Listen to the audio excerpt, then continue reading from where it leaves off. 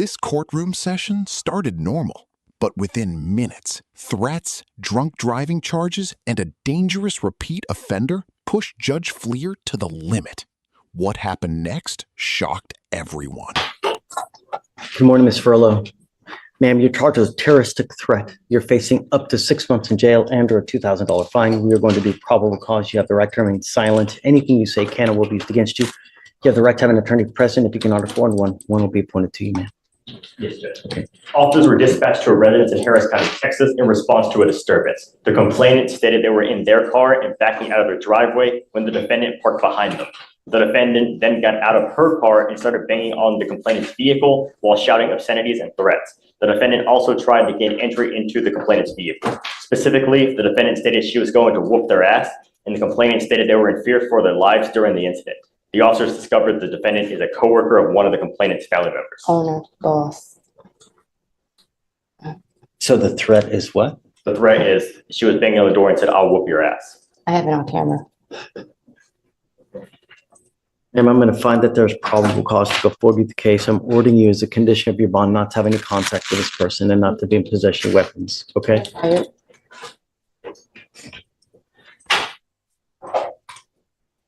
What do you do for a living, ma'am? I own a fleet company, 3 trucks, and they're my drivers for the road, my OPR drivers. Okay. So they just basically stole my vehicles. We are going to reset your case to give you time to hire a lawyer. So I'm going to have you go to Victoria, sign and reset. We'll have you take a seat in the jury box while we get your bond conditions. We'll have you sign it, and then you'll be free to go. When you come back, please have a lawyer, okay? Okay, but I move out of state next month, so I just talked to them about. We'll have you sign and reset, and then we'll just take a seat while we get your bond conditions. We'll have you sign the bond conditions, and then you'll be free to go, okay? Please. You were Jalen Washington.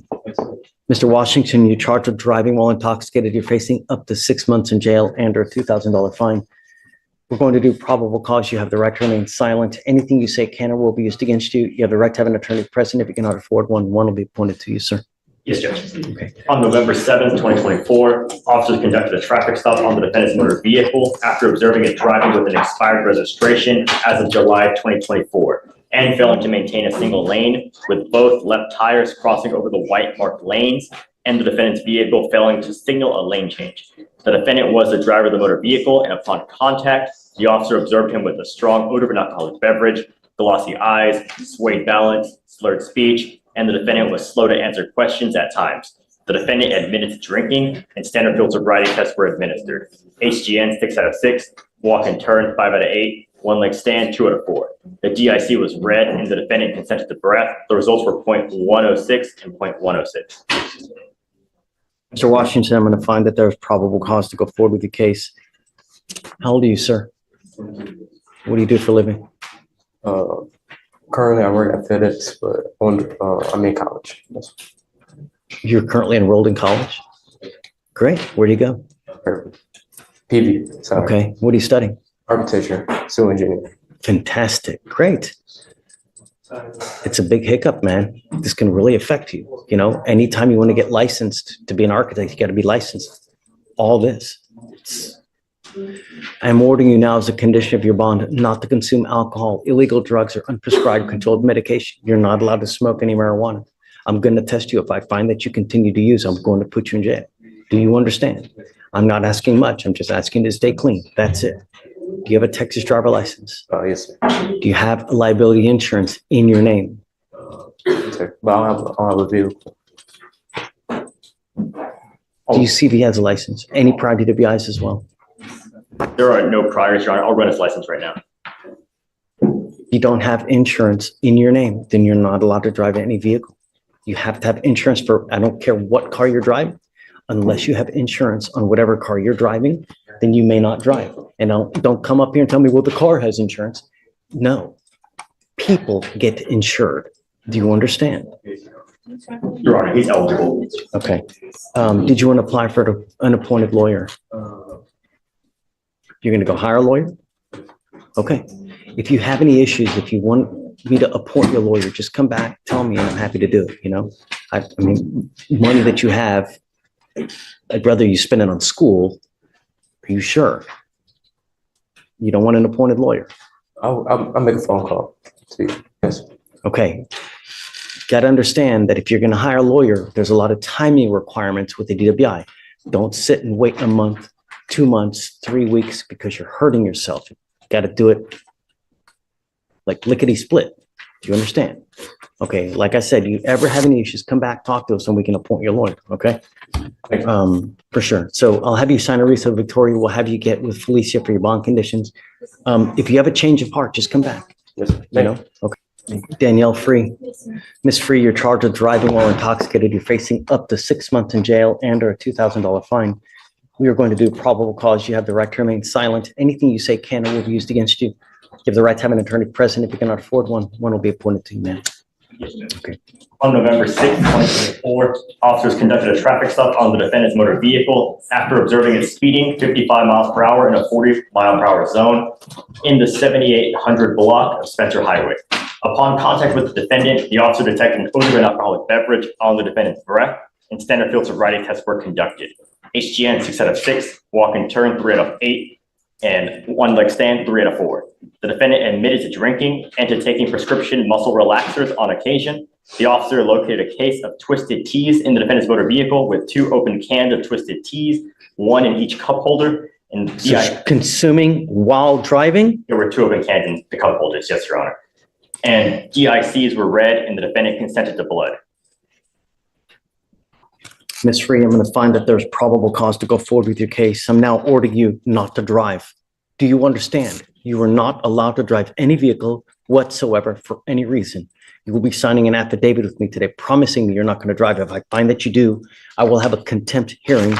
You'll be facing an additional 6 months in jail and a $500 fine every time you drive. Do you understand? I'm also ordering you not to consume alcohol or illegal drugs. You will be randomly tested. If you consume alcohol, illegal drugs, unprescribed controlled medication, likewise, you will go to jail. No more PR bonds. Do you understand?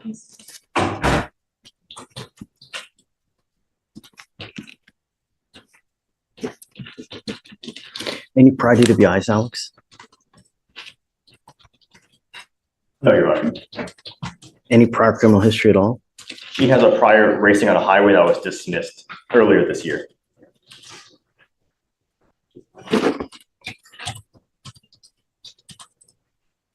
What do you do for a living, Ms. Free? Why? I just graduated nursing school, so I was a CNA and caregiver for in an independent care facility. But right now I help take care of my great grandma, so it's just a lot at once. So how do you support yourself? How do you eat? I live with my grandparents and I help them take care of her. She can't take care of herself. She has dementia and a mental disorder. I'll fill out an application for you. I need to know everything about you, how much money you make, what kind of car you drive, any source of income that you have, money in the bank, stocks, bonds, IRAs. I'll have you fill out an application, but I need to know everything about you. Don't just put zeros because I'm going to send it right back to you. Yes. Do you understand? And I'll see whether you qualify. Above all else, do not drive. Do you understand? There's no justification that you can give for getting in a car. Likewise, don't consume alcohol or drugs.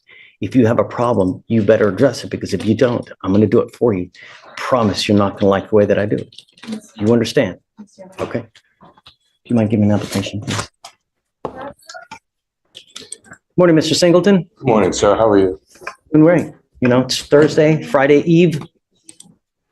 Ready for the weekend, you know? Yes, sir. So See, you have the decorations. thanks. Well, it's all them. Yes, sir. Your lawyer has asked for me, or is asking for a bond reduction in your case, but, you know, my concern, and I guess my very, very primary concern, is public safety. You've got a lot of serious charges, and from what I see, your bond is now at around 200,000. You've got 2 open aggravated assault cases, and you got an assault of a family member with us. Our bond is set at 5,002. What did you guys want? Possibly looking for a PR bond, due to the fact that his other 2 cases are extremely high.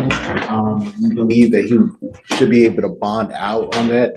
We have been talks, he has been in talks with some family members regarding possibly coming up with money for the other 2 bonds, but reducing it, he would possibly help him out regarding the overall amount that he will have to come up with. Well, so my concern is, it looks like in September, he had an aggravated assault with a deadly weapon dismissed, right? I believe that case got filed twice, and they, So what's going on with the cases upstairs? And is it the same complaining witness as our case? So there's two complaining witnesses on those cases, Judge.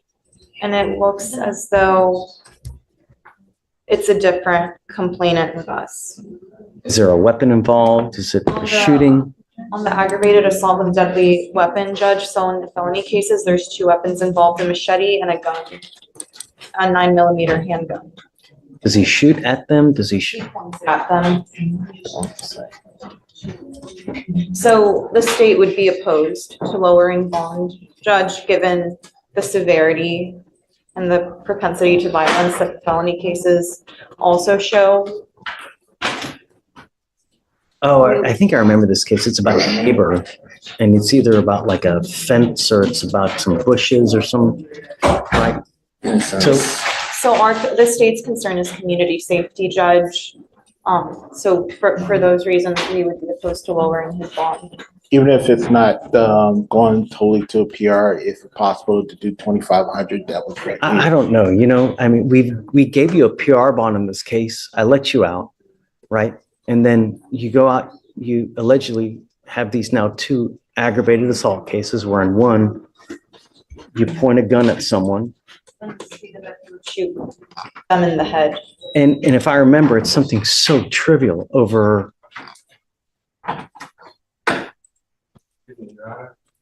Don't talk about the cases though, because I don't want you to.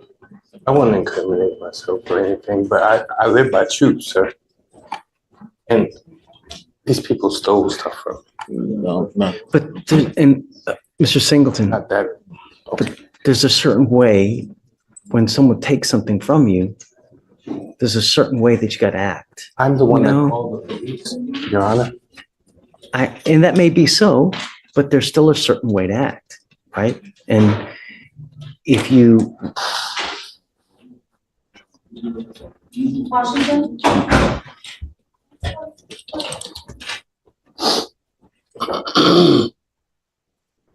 Refresh my memory because I just don't remember it. I can read.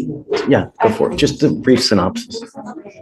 On or about September 7th, 2024, complainant Sarver his truck when he was awoken by the truck and knocked out the window with a 9mm handgun. The defendant then pointed the gun at complainant Sarver and demanded that the complainant get out of the car. When complainant Sarver got out of the car, the defendant stated that he would shoot the complainant in the head. Complainant Sarver advised that prior to coming home from work and having his incident with the defendant, the complainant too was also involved in an altercation with the defendant earlier in the night. The second complainant stated that an altercation arose between him and the defendant, which resulted in the defendant punching the second complainant in the face, causing him pain. The second complainant punched the defendant back and the defendant ran to his house. Shortly after, the defendant returned with a machete in one hand and a stick in the other and was calling out for the second complainant to come out to the street. So it seems as though he pointed a gun at complainant one, and then in complainant two, he punched him, and then when the complainant punched him back, he came back with a machete and a stick. Sorry, Mr. Singleton, just too dangerous for me, man. I can't give you a PR bond. I already gave you a PR bond. We let you out, and then you pick up these two serious cases. If we give you a PR bond now, if we were to lower it, I mean, what's going to happen? You're going to pick up a fourth case? We're trying to prevent that from happening, Order in the court. May I speak? But not about the cases, okay? Just because I don't want you to hurt yourself, I understand, Your Honor. But I don't recall you ever giving me a PR bond, sir. We gave you a PR bond in our case, we gave it to you on 8/12 of 24. I gave you a PR bond. We let you out of jail. You had certain conditions that you're supposed to follow. No weapons, no contact with the complaining witnesses. And so here we are with two very serious cases. If you're able to bond out, and if you have someone, come back, talk, perhaps we can. My fiance. But The person who this is. you're your own worst enemy, Mr. Singleton. Really, I mean, I'm you're your sorry. own worst enemy. I guess it's the military. Well, don't blame it on the military. They're choices, right? And Yes. sometimes choices are made such that, I know I need help, Your Honor. I'm not saying I don't need help. However, the problem is that you can't do that after the fact. I You understand. got to recognize it before the fact, before it balloons out of control. That's why, you know, and it's not our first rodeo here with you. You've had prior assaultive cases like this. So you have to understand that when you get these feelings, these urges that you're going to lose, you got to try to take care of this beforehand. Now, why don't we have him TRAS'd? Okay, let's see what it says. Let's see how to go forward. You know, if they say that there's treatment that's, you know, I have options available to help you with these issues. And I'm willing to help you and I want to. Yeah, we will do it. But the first things first is I got to have you evaluated to see how we go forward. And if you let me do this, and if you're honest with me, Mr. Singleton, let's try to work something. I will be. All right. Can you set up a TRAS for Mr. Singleton? Yeah, please. I'm going to set you for an evaluation. I'm going to have you speak to clinicians. Be honest. I will. We'll come back in a couple days. Today's what, Thursday? Come back on Tuesday. Let's talk about how we go forward. Okay? Yeah. Look, this isn't the be all end all, but let's see how we go forward. You know, that's why God put eyes in the front, so we go forward. We don't go backwards. All Yes, right? Your Honor. Okay. All right. Thank you. Appreciate it. Stay. Okay?